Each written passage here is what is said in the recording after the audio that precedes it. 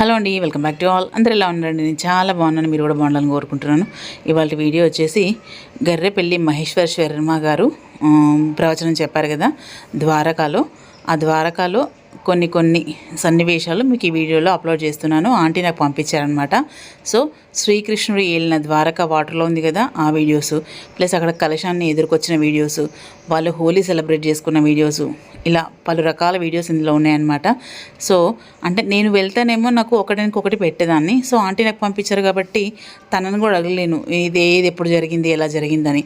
So నాకు ఎలా తను పంపించారో అలా ఈ వీడియోలో అప్లోడ్ చేస్తున్నాను. నిజంగా మహేశ్వర శర్మ గారి స్పీచ్ అయితే చాలా బాగుంటుందండి. ఒక్కసారి నేను విన్నాను ఇక్కడ. సో ఇంట్రెస్ట్ ఉన్న వాళ్ళు చాలామంది ఉన్నారు, మహేశ్వర శర్మ గారి ప్రవచనం ఇంట్రెస్ట్ ఉన్నవాళ్ళు. సో స్వామివారు అన్ని రోజులు వాళ్ళకు సమయం కేటాయించి కూడా నిజంగా చాలా గ్రేట్ అండి. స్వామివారి ప్రవచనం కూడా చాలా బాగుంటుందండి. అలాగే ద్వారక మనకు అదృష్టం ఉంటేనే వెళ్ళగలిగిన ప్లేస్ అన్నమాట. సో ఈ ద్వారక విశేషాలు, స్వామివారి ప్రవచనము, కలశము ఇవాళ చాలా ఉన్నాయి దీంట్లో. అది కంటిన్యూ వీడియో చూడండి. మెయిన్ ఈ వీడియోలో మీకు చెప్పాల్సిన విషయం ఏంటంటే, స్వర్ణ ఆంటీ అండి, మేము స్వర్ణ అంటేనే పిలుస్తాము. ఆంటీకి ప్రతి ఒక్కరికి చిరకాల కోరిక అని ఒకటి ఉంటుంది చూసారా, అలా ఆంటీకి ఒక చిరకాల కోరికటండి. ఇలా ద్వారకాలో ప్రవచనం చెప్పించుకోవాలి, వినాలి అనేది. అది మన గర్రెపల్లి మహేశ్వర శర్మ గారితో. సో తన కళ ఈ విధంగా సాకారం చేసుకున్నారు ఆంటీ వాళ్ళు.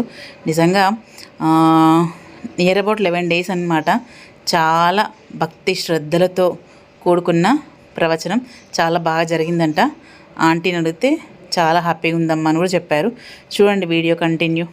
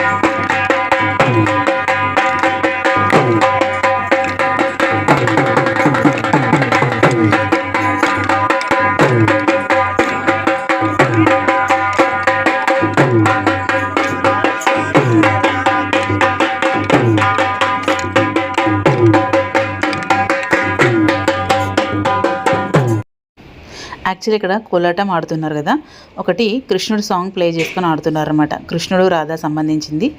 బట్ నాకేంటంటే కాపీరైట్ ఇష్యూ ఉంటుంది కదా, అందుకని గాను నిన్న ఓన్ వాయిస్ మీతో షేర్ చేసుకుంటున్నాను. ఏంటి అంటే నా మనసులోని భావాలు అన్నమాట. నిజంగానండి ఏదైనా మనము చూడాలి అన్నా, మాట్లాడాలన్నా, వినాలన్నా, ఆ క్షణం మనం అనుభవించాలన్నా మనకు తలరాతలో రాసిపెట్టి ఉంటే కానీ జరగదండి. అలాంటి ద్వారక మనం వెళ్ళకున్నా ఇంత దగ్గరగా ఉండి చూస్తున్నాం. చూసిండ్రా, శ్రీకృష్ణుడు మనకు ఒక వరంలా ఇచ్చాడని భావిస్తున్నానండి నేను. నిజంగా ద్వారక అంటే అందరు వెళ్ళాలని రాసి ఉంటే తప్ప వెళ్ళలేని కొన్ని ఉన్నాయండి. చార్ధామ్ యాత్ర అని ఇలా చాలా. ఇప్పుడు ఫర్ ఎగ్జాంపుల్ తిరుపతి చెప్తున్నానండి. ఎన్నో స్వామివారు అనుగ్రహిస్తే కానీ మనం అక్కడ కాలు మోపలేము. అలాంటిది ద్వారక. చాలా ఉన్నాయి ప్లేసెస్. నిజంగా చెప్తున్నాను, నాకు కొన్ని ప్లేసెస్ ఉన్నాయండి. స్వామివారు ఎప్పుడు అనుగ్రహిస్తాడా అని వెయిట్ చేస్తూ ఉన్నాను అనమాట. అలాంటి నేను వెళ్ళలేని ప్రదేశాలు మళ్ళీ నాకు ఆ స్వామివారే ఇలా నాకు కళ సాకారం అయ్యేలా చేస్తారు. ఎలా అంటారా, ఫర్ ఎగ్జాంపుల్ కాశీ ఉంది. కాశీ మా అత్తమ్మ వెళ్తే ఆ వీడియోలో నేను షేర్ చేశాను. ఇది ద్వారక కూడా నేను వెళ్ళలేను. కాకపోతే ఆంటీ వెళ్ళి నాకు ఈ వీడియో షేర్ చేసింది. మనం ఎలా చూస్తున్నాము అన్నది కాదు, చూస్తున్నామా లేదా, ఆ కాసేపు మనం అలా ఫీల్ అవుతున్నామా లేదా అనేది నా నా మనసులోని మాట అన్నమాట.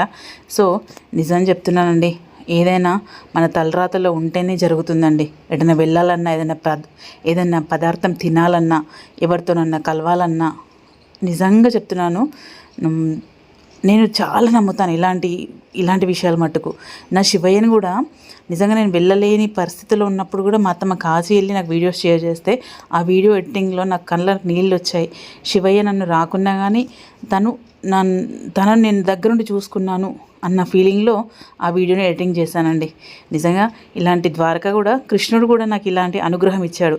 అంటే ఇక ముందు నాకు తీసుకెళ్తాడో లేదో తెలియదు, బట్ చూస్తానో చూడనో ఇప్పుడైతే చూడమ్మా ఈ మహేశ్వర శర్మ గారి ప్రవచనము నా ద్వారకని అని నాకు చూపించినట్టు అనిపించిందండి. వాల్యూమ్ కొద్దిగా పెంచండి, అది వాల్యూమ్ పెంచాలమ్మా, సెట్ అవుతుంది. కొద్దిగా పెద్ద చేయండి. చేలు కొద్దిగా ఎలిగి తీసేసుకోండి, చేలు ఎలిగి తీసుకోండి, ప్లేస్ వస్తుంది. నారాయణమూర్తి ఎప్పుడు కూడా కస్తూరి తిరగమన్నట్టుగా స్వామి వరాహమూర్తిగా వచ్చినప్పటికీ ఆ నల్లగా ఉంటుంది కదా పృథివీ యొక్క లక్షణము, శ్వేతవరాహంగా వచ్చినటువంటి ఆ రెండు కోరల మధ్యలో ఉన్నటువంటి భూమి ఆ నారాయణమూర్తికి ఒక కస్తూరి తిరగ ఒక బొట్టు దిద్దినట్టుగా ఆ ముఖమండలంలో శోభిస్తున్నదా అన్నట్టుగా కనిపిస్తున్నదట. ఆ భూ ఉద్ధరణ చేస్తున్నటువంటి వరాహ నారాయణమూర్తి యొక్క వైభవం తీసుకువస్తూ ఉంటే మధ్యలో హిరణ్యాక్షుడైనటువంటి ఒక రాక్షసుడు స్వామికి అడ్డుపడ్డాడు.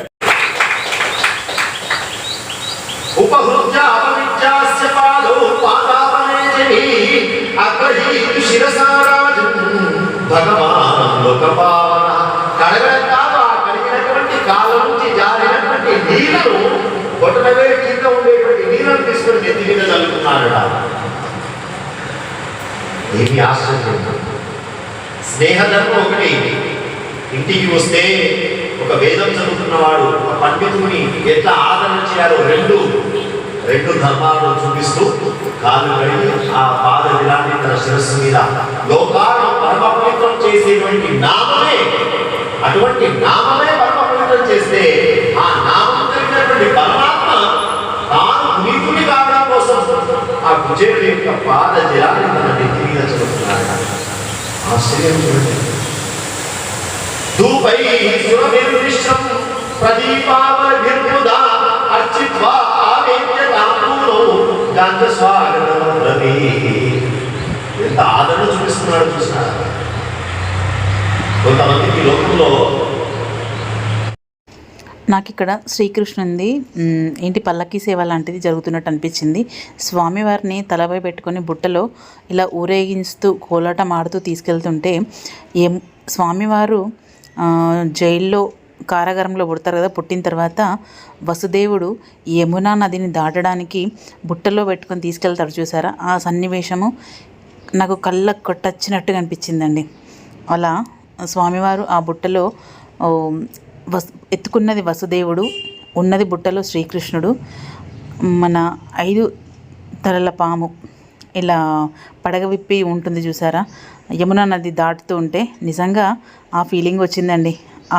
ఆ చిన్న బిట్టును చూస్తుంటే మనము ఏదైతే చూస్తామో ఫస్ట్ లుక్లో తెలిసిపోతుందండి, ఏదైనా మంచి అయినా చెడు అయినా. అంటే అంటారు కదా, first impression is the best impression అని. నాకు ఈ బిట్టు చూడగానే చూసింటారు, నాకైతే సేమ్ అలానే అనిపించిందండి. మీ అందరికి ఎలా అనిపించిందో కూడా నాకు కామెంట్ చేయండి. నాకు యమునా నది దాటుతున్న మన చిన్ని కృష్ణుడు, వసుదేవుడు ఎత్తుకున్న బుట్టలో చిన్ని కృష్ణయ్య పైన 5 తలల శేషం ఉన్నట్టు నాకు అనిపించింది. ఆ చెయ్యి కూడా 5 తలలను పోల్చుకున్నాను చూసారా, 5 వేళ్ళు. నిజంగా ఊహ ఎంత మధురంగా ఉంటుంది చూసారా. అంటే ఒకటి చూడగానే మనము అలా, నాకైతే అలా అనిపించింది. అంటే ఒక్కొక్కరి చూసే విధానాన్ని బట్టి ఉంటుంది కదా, నాకు ఈ విధంగా అనిపించింది. మీకు ఎలా అనిపించింది కూడా నాకు కామెంట్ చేయండి. నిజంగా ఆ బిట్ మొత్తం జస్ట్ అలా చూసినాక కాసేపటికి అలా అనిపించింది, యమునా నది దాటుతున్న శ్రీకృష్ణుల వారు అని. నిజంగా స్వామివారిని అలా బుట్టలో పెట్టుకొని ఊరేగిస్తూ కోలాటం ఆడుతూ తీసుకెళ్తుంటే చూడడానికి చాలా హ్యాపీగా అనిపించిందండి.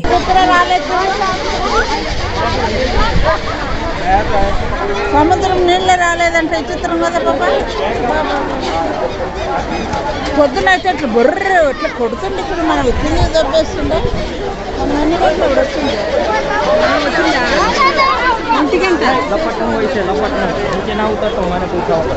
జై శ్రీరామ్. ఇది నిష్కలంక్ మహాదేవ్ బాబ్నగర్. నీళ్ళన్నీ వెళ్ళిపోయాయి, అంత బుడద బుడద ఉంది. ఇంట్లో కాలు పెడితే బుడద బుడద లాగానే ఉంటుంది, ఇలా వెళ్తారనిలాగే. కానీ ఇక్కడ లక్కీగా ఒకటి వాటర్ ఫ్లో అవుతుంది, ఇక్కడ బాగానే ఉంది. మార్నింగే అందరు వెళ్ళారు. జై శ్రీరామ్ రాధక్క. పొద్దు సూపర్ ఉంది, భలే దర్శనం అయింది వీళ్ళకు. మేము రాత్రి వచ్చి వెళ్ళిపోయాము. Super super. నేను కూడా 3 సార్లు వచ్చానండి, 3 సార్లు మిస్ అయ్యాను. ఆ దేవుడి దయ వల్ల ఇప్పుడు నిష్కలంక్ మహాదేవ్ బాబ్నగర్ దర్శనం చేసుకుంటున్నాము. ఇదిగోండి అక్కడ దూరంగా అనిపిస్తుండే జెండా, అదే బాబ్నగర్. ఇక్కడ పంచపాండవులు ప్రతిష్ఠించిన శివలింగాలు ఉన్నాయి. మనం దగ్గరికి వెళ్ళిన తర్వాత నేను మళ్ళీ ఆ వీడియో మీకు షేర్ చేస్తాను. ఓకే, ఇదంతా 2 o'clock వరకు ఇలా ఉంటుంది, ఆఫ్టర్నూన్ 12 వరకు. తర్వాత మొత్తం ఇదంతా నీళ్ళతో నిండి ఉంటుంది. జై బోలో నిష్కలంక్ మహాదేవ్ की जय.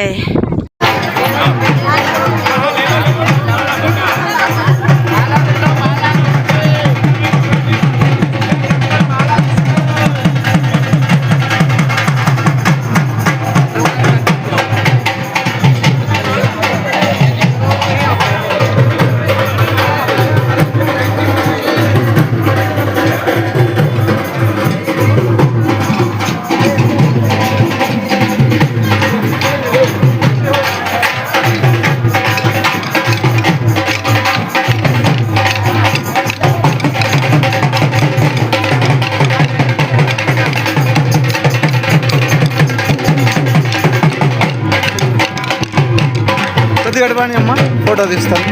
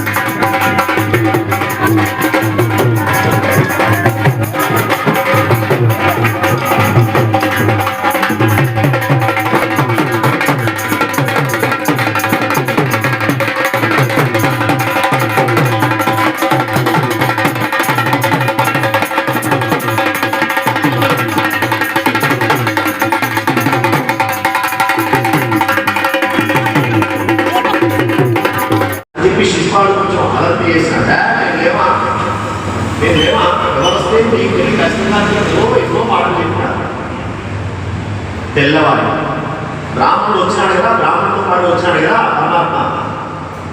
బ్రాహ్మణోత్తమ, మీ అమ్మాయి నా గురించి ఎదురు చూస్తూ ఉన్నది. నేను వచ్చానా రాలేదా అనేటువంటి విషయము ఆ అమ్మాయికి ఎట్లా తెలియదు కదా. కాబట్టి మీరు స్వయంగా వెళ్ళి అంతఃపురానికి వెళ్ళి నేను వచ్చాను అనేటువంటి ధైర్యం ఏర్పడించాలి. తర్వాత వ్యవహారం స్వామి చూసుకుంటాడు అని మాట చెప్పండి అని బ్రాహ్మణుడిని పంపించాడు అంతఃపురానికి. అంతఃపురంలోకి పరపురుషుల యొక్క ప్రవేశం ఉండదు, ఒక బ్రాహ్మణుడి తప్ప. రాజా అంతఃపురంలో బయలుదేరాడు బ్రాహ్మణుడు. అంతకుముందు ఆ స్త్రీలంతా కూడా, అమ్మ ఇదిగో ఈ చీర పెట్టుకో, ఈ నగ పెట్టుకో. అమ్మకి ఆనందమే లేదు, ఇష్టం లేదు పెళ్లి కదా, అసలు ముఖంలో కరణ లేదు. ఎన్ని ఆభరణాలు పెట్టినా ముఖంలో ఆనందం లేదు. ఆనందమే కదా ముఖానికి. అది పూసుకున్నావా ఇది పూసుకున్నావా అది కాదు కళ. ఏం పూసుకోకున్నా ముఖంలో ఆనందం ఉన్నదనుకోండి, అదే ఒక కళ, శోభ. ఆనందం లేదు. అది కట్టుకోమా, ఈ ఆభరణం పెట్టుకోమా, ఇట్లా బాగుంటుంది అట్లా బాగుంటుంది, ఎన్నెన్నో చెప్తున్నారు. అమ్మ మనస్సంతా కూడా ఈ బ్రాహ్మణుడి మీదనే ఉన్నది. పోయినాడా ఈ బ్రాహ్మణుడు, ద్వారక చేరుకున్నాడా? గరుడాభూసుడేగనో మార్గశాంతుడే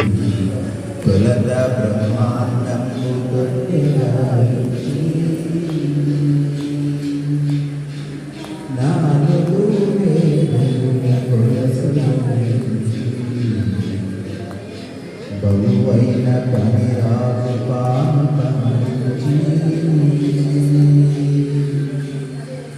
బలువైన పనిరాజు పానుపమంచి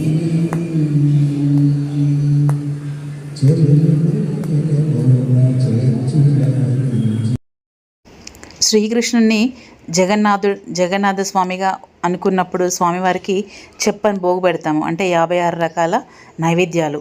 అలాగే జన్మాష్టమి మా సందర్భంలో కూడా స్వామివారికి శ్రీకృష్ణునికి 56 రకాల నైవేద్యాలతో నివేదన చేస్తామన్నమాట. అలా ఉయ్యాల్లో ఊపుతున్నారు చూసారా స్వామివారిని పెట్టి 56 నైవేద్యాలతో. అంటే అక్కడ ఎన్ని ఉన్నాయో తెలియదు, కాకపోతే చెప్పని భోగు పెట్టి స్వామివారిని అలా సేవిస్తున్నారు.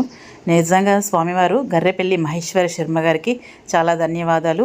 ఇలా మా ఆంటీ వాళ్ళ కోసం సమయం కేటాయించి వారి సమయాన్ని వీళ్ళకి ఇచ్చినందుకు. ఇదిగోండి ఆంటీ, బ్లూ కలర్ శారీ, స్వర్ణ ఆంటీ. ఇదండి ఇవాళ వీడియో. ఎలా అనిపించిందండి? చూసి like, share, comment and subscribe my channel. Bell icon press చేయండి ఫర్దర్ నోటిఫికేషన్స్ కోసం. సో తనే అండి, గర్రెపల్లి మహేశ్వర శర్మ గారు. ఈ విలువైన ప్రవచనం ఇచ్చింది కూడా తనే అనమాట. నిజంగా ద్వారకా వెళ్ళి దర్శనం చేసుకున్నట్టే అనిపించిందండి. మీకు ఎలా అనిపించిందండి? చూసి like, share, comment and subscribe my channel. Bell icon press చేయండి ఫర్దర్ నోటిఫికేషన్స్ కోసం. థ్యాంక్స్ అండి. Thanks for watching. జై శ్రీకృష్ణ, జై శ్రీకృష్ణ, జై శ్రీకృష్ణ.